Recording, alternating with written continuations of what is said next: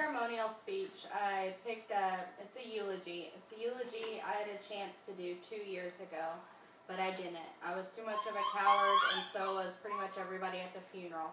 I don't think it was that we were afraid. It's the point that the man we lost was so dear to us that there's just not enough time, and it's really hard to put it into words on what a great man he was.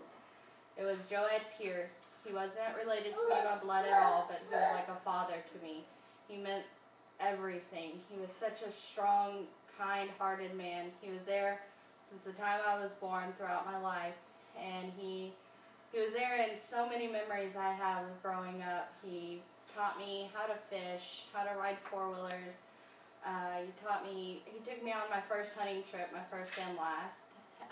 He taught me how to boot scoot boogie. There was one time when we were doing the boot scoot boogie in the living room, and I tripped and busted out most of my teeth when I was little.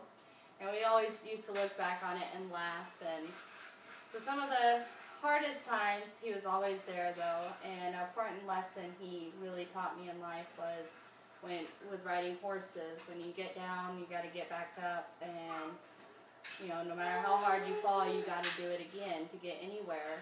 And a big part of our relationship, we would always go riding horses. I was in between his children and his grandchildren, and he only had boys as children. And so I pretty much filled the daughter role, and he was every bit of a father that a father could be. He was, anytime I ever needed him in life, he was always there. He would always answer my calls, and he was there for every holiday I can even remember. And at least if he couldn't be there, he would call.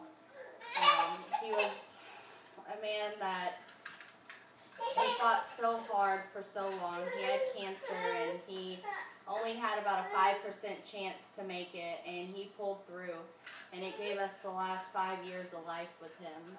His heartbeat, he crashed several times, and he survived for us. He did everything. And when he finally passed away, he fell asleep painlessly in his sleep. We don't actually know, what happened, but he had already been through heart surgeries and cancer, and he just couldn't fight anymore, but he fought so hard and long for us. Most memorable time is he actually got to walk me down the aisle and see my firstborn son, and that meant so much to me that words can't even describe. He also, a couple years before he passed away, he lost his son, which kind of changed him a little bit, where he became a man that would cry, and he wasn't afraid of what people thought. He showed his feelings, and he always did that. And to me, they say men can't cry, but I think that was the greatest thing about him, because when he was happy or sad, he would, and he would show us how much he loved us. And sometimes I just wish that I could go on the weekends. I would get a call first thing in the morning so much. He used to aggravate me so much every weekend. He would call me at 8 a.m.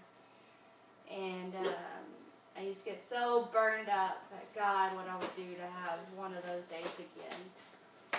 And I don't think one of the lessons he taught me through his death is it's not how much money you own, what kind of physical possessions you own. It's what you leave in the hearts of other people, and the memories, and just the values. And he's left me more than a dollar amount could ever even compare to, by teaching me to get back up when I fall down. He showed me what true love is, to love somebody no matter all their faults, to always believe that they're going to succeed. It's so hard to put into words how much that man meant to me, and how much I miss him to this day. And I wish every day I regret not getting up and standing at his funeral and giving a eulogy, because he deserved it more than anybody. I just wish we could show him how much he meant to us, and I know he knows, because I know how much he loved me. I loved him just the same. And it's my eulogy.